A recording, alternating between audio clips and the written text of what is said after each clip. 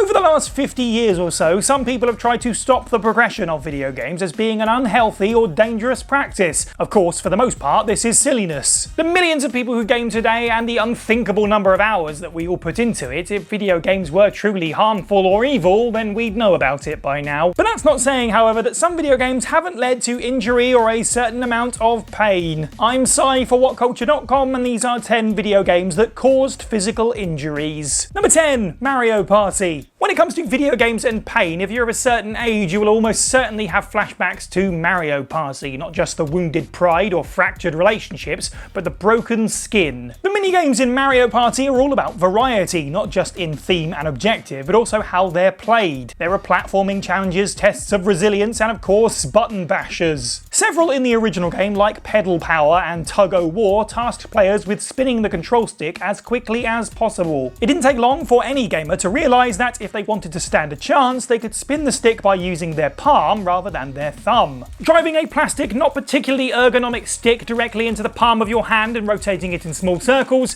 yes, nothing could go wrong here.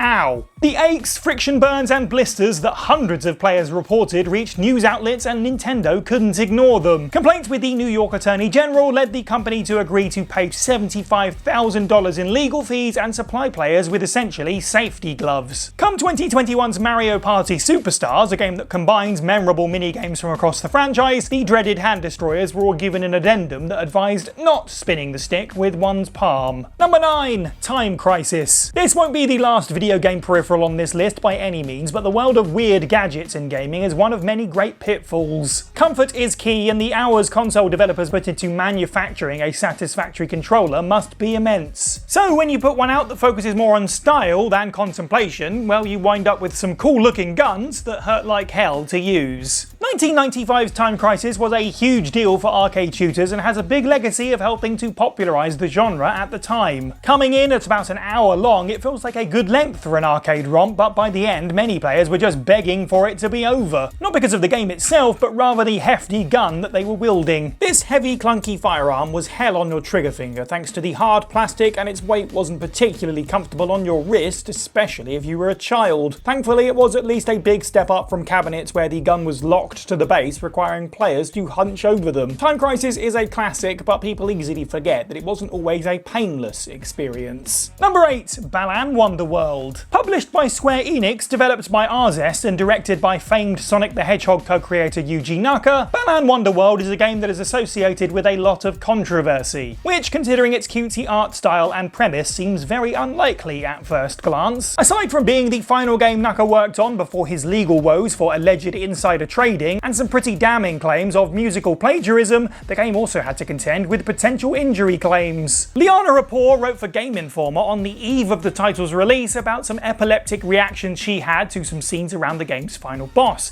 It wasn't clear if it was a glitch or a massive oversight, but it was very troublesome, of course. It was possible that this affected others who had the game early, such as review outlets, as well as those who bought it and didn't stay connected to the internet, which is entirely likely considering parents buying the game for their kids. Square put out a message to their audience that asked them to make sure they installed the Day 1 patch to correct this, which thankfully stopped any huge fallout. Of course, the game isn't particularly any good anyway, so lots of players probably ducked out of Balan Wonderworld before they got to the aforementioned scenes, patched or otherwise. Number 7. Oculus Quest 2. Virtual reality itself is obviously very prone to numerous potential injuries. Just by the very nature of having your eyes covered, users are putting themselves in increased danger compared to your regular video game. There's also the nature of having a screen strapped to your head, and while studies do show that being close to a display doesn't necessarily have adverse effects, it depends entirely on the type. For example, the bright red world of Nintendo's monstrosity the Virtual Boy was reported to have caused headaches that were not worth the games available to play. Facebook's Oculus Quest 2 also came under fire last year with the European Commission, who found traces of potentially harmful substances in the peripheral. Specifically, there were skin and eye irritants in the foam that cushions the VR unit onto your skin and around your eyes, not the best place to have them, basically. Oculus's findings said that it affected 0.01% of users. Studies showed that 45% of those affected needed medical attention for swelling, rashes, and hives, not the best free gifts to come with your $400 VR machine. Facebook paused sales of the device to produce a silicone cover for the foam, and sank the costs as they made them available for free to anyone who voluntarily opted for one. Number 6. Fallout 3. This is a really specific situation, but it's remarkable enough to earn a place on this list, plus unlike most injury stories, it actually has a kind of happy ending.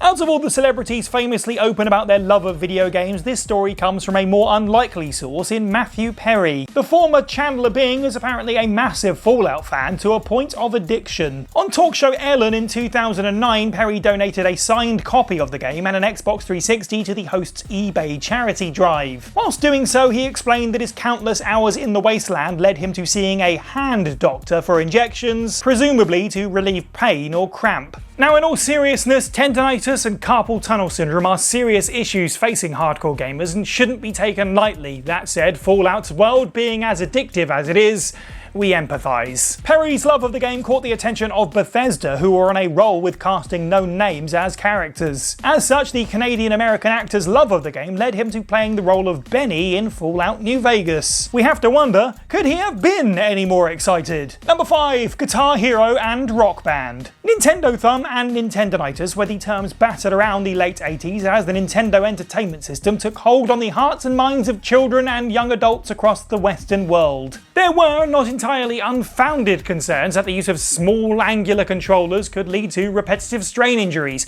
However, the same thing can be said for excessive typing or guitar playing. As such, there was a point to be made with music rhythm games in the late 2000s and early 2010s when Guitar Hero and Rock Band had their boom period. Emulating guitar playing, albeit in a much simpler way, still made for fast, tightly gripped and continuous usage of plastic instruments, especially if you wanted to be the plastic 5-button equivalent of Van Halen.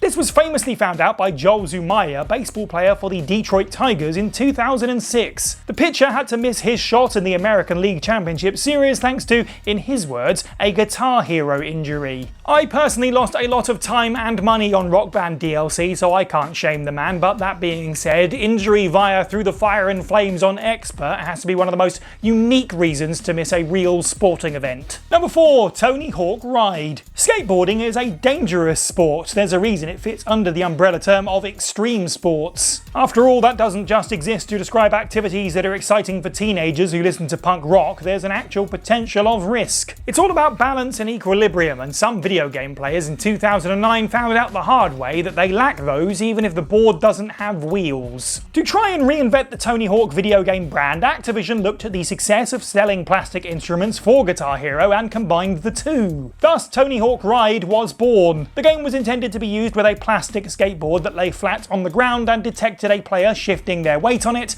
much as one would a real board. Naturally, cue flailing arms and people stumbling off the board. The game was kind of merciless and perfectionist, so it took time to get anywhere with it, with review outlets saying that they found themselves physically tired after just a few hours. Then again, the game itself wasn't all that good, and that was when players could even get its finicky calibration to work to allow them to play at all. Gluing wheels to the controller and using it as an actual skateboard would probably be more enjoyable, at least then the injuries would sound cooler than I fell off a video game controller. Number 3. Pokemon Go. The summer of 2016 will be forever known as the biggest international revival in Pokemon interest ever, thanks to a little AR game that made tons of gamers go outside. As popular as Pokemon Go was at its height, it was inevitably met with pushback in the press. The game itself was not dangerous, it was more about the simple fact that people playing it lost their spatial awareness. Too busy staring at one's phone whilst moving through a busy road, be it for Pokemon Go or Twitter, is bad news. As such, there were countless claims and stories of players who found themselves with injuries or in dangerous situations because they were too busy trying to catch a sand shrew. One notable survival of horrific events linked to Pokemon Go is the anonymous British man who found himself walking onto train tracks whilst playing. He suffered major electrical burns across his body and even had to have his leg amputated. Perhaps most grim of all is the website Pokemon Go death tracker, which is as unpleasant as it sounds. Most fatalities linked to the game are more circumstantial because the victim just so happened to be outside, but let's just say that there's a reason the game flags a warning if it detects your movement speed as being too fast and thinks you're driving. Number 2, Arm Spirit. There have been many test of strength arcade games over the years. In 2007, Atlus brought Arm Spirit to Japanese arcades, although admittedly this was only briefly. The game is exactly what it sounds like, with a mechanical muscular arm protruding from the cabinet. It was the latest arm wrestling game. Finally a chance for humanity to prove it was stronger than a machine. What could possibly go wrong?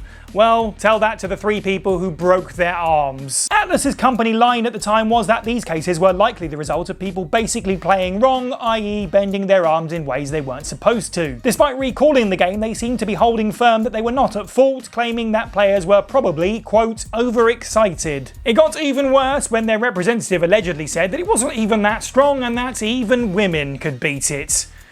Goodness me. Still, the game's 150 units were lifted from arcades. Presumably, there are lines of disembodied mechanical arms in a warehouse somewhere in Japan just waiting for their next hapless challenger. And number 1, Wii Sports. Like virtual reality, motion controls were almost certainly going to lead to injury. It really goes to show the unifying power of the Nintendo Wii, which was famous for getting every generation of a family involved together, that it was a success in spite of the cautionary tales that came with it. Whilst you can attribute this to any game that centered around the console's motion controls, the pack entitled Wii Sports was definitely responsible for the first wave. Immediately after launch, there were news stories showing the numerous Wiimote incidents, all usually paired with a hilarious image. Controllers stuck in walls and sent flying through televisions. Yes, probably not funny for the owners, but certainly hard to look away from. Of course, Wii games all had several warning screens about adequate space and proper wrist strap usage, the first run of which were absolutely useless. But more than accidentally hitting your nan whilst going for that power drive in Wii Golf, like how playing plastic guitar led to these same issues as real guitar, there were lots of accounts of keen Wii players suffering from tennis elbow by overextending themselves. In reality, the Wii was largely trading the physical issues of sitting still and pressing buttons for hours for more active injuries that are always possible through strenuous activity. Except the broken televisions, that was quite unique. And that's the list. Let us know what you thought of this video down in the comments below. Which of these video games injured you perhaps, and of course let us know of any others that we could have included.